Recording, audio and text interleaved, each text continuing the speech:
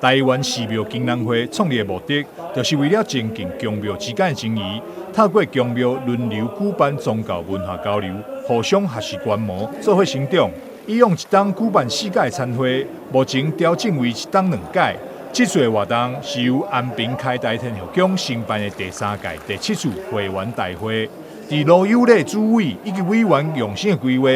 望会当宾主尽欢。这届阮会当真荣幸来承办咱台湾寺庙经营会第3届第7次的这个联谊大会来自咱全省98间宫庙的庙宇的技术先生董事长、主理委员，大家来参加这个活动，最主要是大家互相联系，来甲咱各宫庙所有对这个生活环境、甲这个社会大家有帮助的这个想法、甲做法，大家提出来，大家做一个探讨，会当大家互相来学习，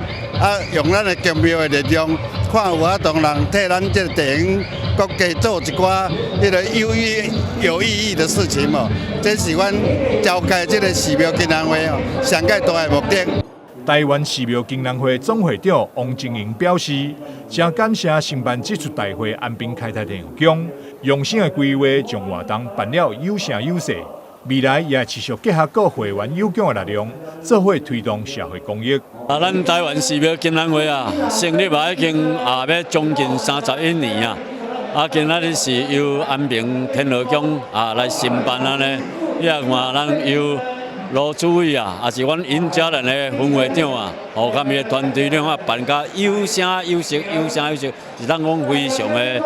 辛苦安尼，而且嘛要感谢因所有的大德辛苦的付出咱呢，而且因为阮金兰寺庙上个主要的宗旨是要来从事这个社会公益，来帮助一寡弱势，来互咱地方的人大家来好趁吃，来趁有钱，尽来做社会公益安尼。市长王伟哲也特别来到现场，向全国公庙代表致意。来自全国各地方的信徒，都是时常对着咱心灵的虔诚，会使讲，互大家心灵上会当得到平静，互大家事业运途上会当得到进展，互大家家庭上会当和乐。像这段时间疫情以来，好加再有咱诸天神佛的加持，会当互咱台湾平安顺利度过，会当互大家会当相对来讲，其他世界各国来讲，咱防疫做得真好。咱讲爱人爱神，人的部分政府你来防疫中心的努力，神的部分。就感谢大家所扶持的心灵，互大